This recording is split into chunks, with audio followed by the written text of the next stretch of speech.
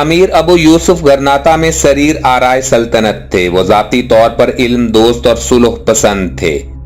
انہوں نے کشتالیہ سے صلح کا معاہدہ کر لیا تھا۔ ملک کی حالت سدھارنے اور علم و ادب کو ابھارنے میں مصروف تھے۔ ان کی توجہ اور محنت سے غرناطہ خوشحالی اور عیش و نشاط کا گہوارہ بن چکا تھا۔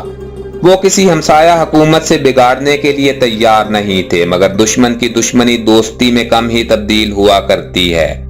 الکنترا کا نواب عیسائی تھا۔ اسے عیسائی حکومتوں نے شہ دی۔ اس کی جرت اور ہمت کے گیت گائے۔ اسے عیسائیت کا محافظ اور فدائی کہہ کر پکارا۔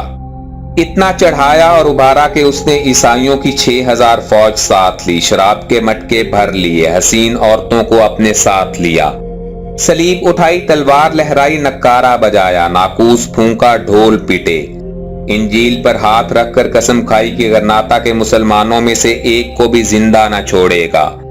دیوانہ سر پھرا احمق اپنی فوج ساتھ لیے بڑھا، غرناطہ کی سرحد پار کی، سرحدی دیہات پر زلزلے لہرائے، کھیت جلائے، باغات کاٹے، جو مسلمان دیکھا اسے قتل کیا، عورتوں اور بچوں کو بھی تلوار کی دھار پر سے گزارا۔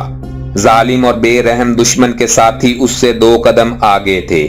وہ بڑے بڑے الاؤ جلاتے اور جو مسلمان تلوار سے بچ رہتا اسے آگ میں بھون دیتے، پھر شراب پیتے، ناچتے گاتے اور مسیح کی جے کے نعرے لگاتے۔ ہزاروں دیوانے عیسائی اس فوج میں شامل ہوتے گئے اور ان کا حوصلہ ان کے قدم بڑھاتا گیا۔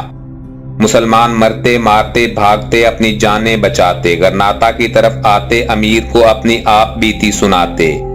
امیر آپ بیتی سنتے اور فرماتے کہ تسلی رکھو، اس بات کا انتقام لیا جائے گا۔ امیر یوسف نے سرحد کی فوج کو حکم دیا کہ الکنترا کے نواب کو روکنے کی ضرورت نہیں، اسے آگے بڑھنے دو، صرف راستے کی بستیوں کو خالی کرا دو اور باشندوں کو ان کے راستے سے ہٹا لو۔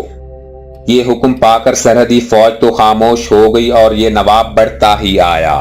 شراب اور عیاشی نے ان عیسائیوں سے عقل چھین لی تھی۔ وہ سمجھتے تھے کہ شاہ غرناطہ کوئی چیز نہیں، مسلمان ایسا ریوڑ ہیں جن کا کوئی گڈریا نہیں۔ ان کی تلواریں مسلمانوں کے لہو سے بھیگی ہوئی تھیں، نیزوں کی سنانوں سے خون ٹپک رہا تھا۔ گویا وہ انسان نہیں بلکہ وحشی درندے تھے، وہ بھیڑیے تھے جو روندنے کو نکلے تھے۔ عیسائیوں کی یہ فوج بڑھتی پھیلتی ظلم و ستم کے مظاہرے کرتی چلتی ہی گئی، حتیٰ کہ غرناطہ کی سرحد میں آن پہنچی۔ شاہی فوج تیار تھی، ان پاگلوں کے چاروں طرف چھا گئی، تلواریں میان سے نکلی، چمکی لپکی اور اپنی کاٹ دکھانے لگی۔ شاہی فوج بڑھتی گئی اور گھیرے کو تنگ کرتی گئی، اور یہ پھیلتے ہوئے دیوانے سمٹتے اور گھٹتے گئے۔ غرناطوی جوانوں کی تلواریں بجلی بن کر گریں اور دشمن کے فرمنے جان کو جلانے لگیں۔ نیزے چھیدنے لگے، دیوانے کٹتے تھے اور بڑھتے تھے، پیچھے ہٹنے اور ہتھیار پھینکنے کا نام نہ لیتے تھے۔ انہیں کٹتے مرتے صبح سے دوپہر اور دوپہر سے شام ہو گئی۔ خون پانی کی طرح بہا، بازو کٹے، بدن چھدا، گوشت کی بوٹیاں اڑی، لاشوں سے میدان بھر گیا، مگر ان کے سر سے دیوانگی کا نشہ نہ اترا۔